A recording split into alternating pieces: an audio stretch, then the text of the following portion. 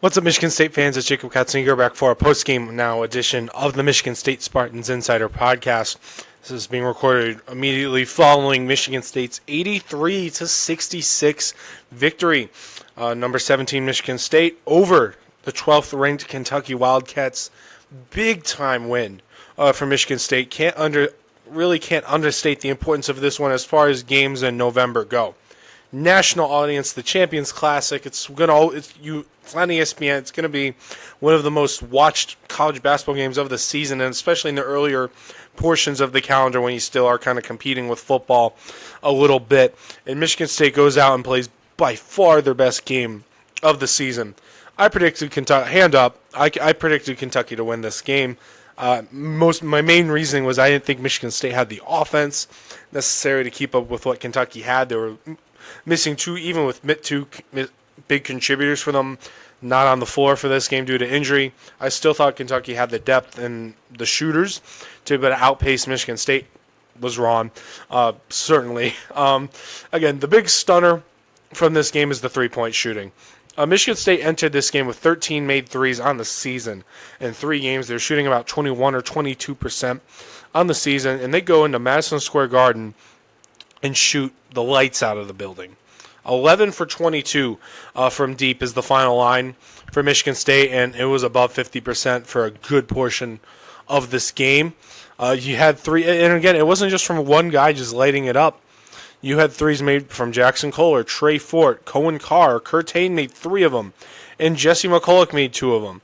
Just several guys who can shoot it, but you don't necessarily see them shooting the ball a ton, like Cohen Carr. Like Kohler's been able to do it, but getting 2 threes out of him is huge. And Jesse McCulloch too. His two threes were huge as well.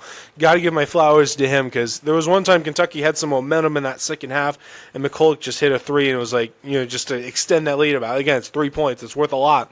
So again, 11 for 22 from 3. Just I thought in this game for Michigan State you'd expect to see a lot of offense from the bigs in the paint. I thought for MSU to win this game they would probably have to, again, like I think they said on the ESPN broadcast, to muck it up. As I said, just make this a slow pace, just a slog, low amount of possessions, not a quick pace at all, and just kind of run the offense a lot through Jackson Kohler and Carson Cooper. Kohler got his. 20 points for him. I think it's either second or third most of his career here at Michigan State. Carson Cooper was probably one of the only guys I think we can truly complain about in this game. 2 points, 1 for 7 shooting. He had 6 rebounds though, but still, you got 13 points from Trey Fort, 15 from Kurt Hayne, a career high. Kind of his coming out party today was for him. Again, it's such a program win. Again, you kind of saw what I think for the first time today, Izzo's vision for what this team was come together in a game. Is Michigan State going to shoot 50% every game the rest of the way? No, of course not. They might still be a bad 3-point shooting team, but on this night they were great. So it's just, again, you saw it all kind of work together. Kohler is a guy who can hit the 3 ball, but he can also go with the baby hook or the hook shot, when he's able to get a post touch. Jeremy Fears especially. Jeremy Fears played one of the best.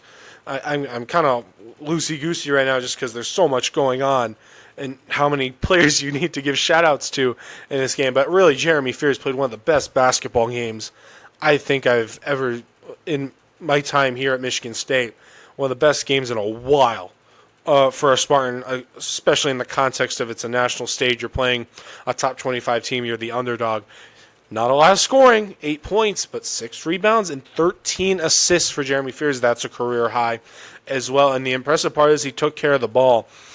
2 turnovers, 3 steals. He was plus 19 in 31 minutes of action. And again, his defense was really good as well. Only committed 1 foul. And one play I kind of think about as well is he stopped a 2-on-1 break by himself. Maybe he got a little lucky, but he kind of like baited a lob pass from one guy to the next. He anticipated it and swatted the pass away, and Michigan State was able to just steal a possession just like that because of just Jeremy Fears. Does what he does. He drew some fouls as well, but again, like I said, 13 assists, 2 turnovers, 6.5 assists for 1 turnover ratio, otherworldly. And then he had 3 steals in a game where he has usually a lot of times when you see that many assists, you expect to see some more turnovers. It's not the case for Jeremy Fears, who I think in every single game now, 4 games, he's had at least 9 assists. So you could be looking at Jeremy Fears as being the Division I leader in assists this season if he keeps up this pace. And I don't see why he can't, because if you're able to get 13 assists, against Kentucky, who can't you get 13 points against? But just such a big win for Michigan State for just so many. It's their second ranked win already on the year. They got that nice win against Arkansas, but I still thought that wasn't like a very great game for Michigan State. This is the first A game for them. I'm sure Izzo's going to find some stuff to complain about. I think he was talking about. I think I kind of laughed at this. It was during halftime. Izzo did his sideline interview. He was like, "We didn't defend very well," and then they go to like the commercial break for halftime. He was like, "That's the lowest amount of points and a half during the Mark Pope era at Kentucky," and I just kind of like, yeah, that's Izzo for you. But still, they did the 3 things they needed to do. I didn't think they actually. Maybe the nitpick is they didn't run that very well. Only 8 fast break points today to 16 for Kentucky, but I think they were kind of okay with that, just because they built that lead, and you're kind of like, okay, we can just do half-court offense, let that shot clock run down, and try to get just a good shot. They dominated the glass, plus 14 in rebounds. Here in this game. Some of that is just Kentucky didn't take some very good shots. Michigan State's defense, though, was amazing. Was really, really good today. They forced them to take a couple shots where I'm like, if you keep taking shots like that, Michigan State's going to run away with this thing. But it's just all around though. There's not much to pick on here from this game. Again, it's going to be I'm sure I still think Kentucky's a really talented team. Again, they were missing 2 players who are, I don't know if they're starters, but they're at the very least like legitimate contributors on that team. I don't think it would have necessarily made the difference here in this game, but it's just it's Kentucky. They made the Sweet 16 last year. They were a 3 seed, and I think their roster looks better this year than it did last year. So I'm sure Kentucky's going to bounce back. Their 2 losses this year are on the road to Louisville, really good team as well, and now to MSU. So just all around though, but it's just I think another thing is I just think the fan base needed this one. Michigan State fans, you fans at home, I think the fan base has kind of been looking for something to get truly happy about. Like they got that Arkansas win, that's great and all, but to some level, it's like you were the favorite. It's at home. You expect to win those games at the Breslin, and then but here, you're the underdog. It's the Champions Classic. You get this annual chatter online of how MSU doesn't really belong in this event with Duke, Kansas, and Kentucky, and you just get an emphatic. What was it? I'm trying to do the quick math. 16. It's late. 17-point win. Excuse me. Just you get an emphatic win, and it's just now you can really start looking at the schedule, and it doesn't look quite as tough. Detroit Mercy on Friday certainly should be able to roll the Titans over East Carolina, North Carolina. That'll be another interesting game. That's on Thanksgiving, and you start the Big Ten one against Iowa.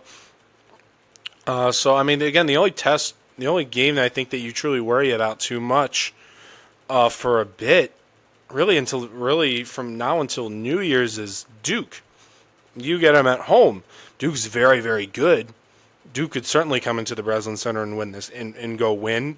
Maybe I think right now they maybe be favored, but right now you look at the schedule and there's not much that spooks you for quite a good bit. And again, this is the opinion of the team has certainly changed on my end. I don't think many people have been super impressed with Michigan State through 3 games. They were ranked. They got a nice win against Arkansas. I certainly thought being around 17 or 17 was a decent ranking for them. But now you're thinking like that performance. Michigan State's beating anyone. You could put them up against Duke. You can put them up against Purdue. They could win any venue, anywhere. So just the thought of the ceiling when they hit these threes now, if they can become a 35%, 35% team, this team can be really dangerous because they're going to rebound the ball really well. They're statistically, they're one of the best rebounding teams in the country thus far. And Kohler didn't even rebound the ball that well today, even though he was averaging like 13 rebounds through the first couple of games. Again, they can run. They have athleticism like Cohen Carr. It's just, again, it was that big missing puzzle piece for them is, can they hit the three ball? They hit the three ball tonight. We saw what happens. But still, very big win for Michigan State. One I didn't see coming, especially in such a lopsided fashion. Big win for Michigan State, though. But we'll continue to break this down, though, in more written forms. And maybe I'll record another podcast on this one as well, just because of how crazy the win was. Maybe we'll see, though. Until then, though, I'm Jacob Katsunika. Thank you once again for listening to me, whether you are on Spotify, Apple Music, or on YouTube. Thank you for taking your time out of your day to listen to me talk. Continue to check back here for more podcast content, and go to SpartanNation.com and Michigan State Spartans on SI for all of our written content. Till then, though, I'll see you guys around.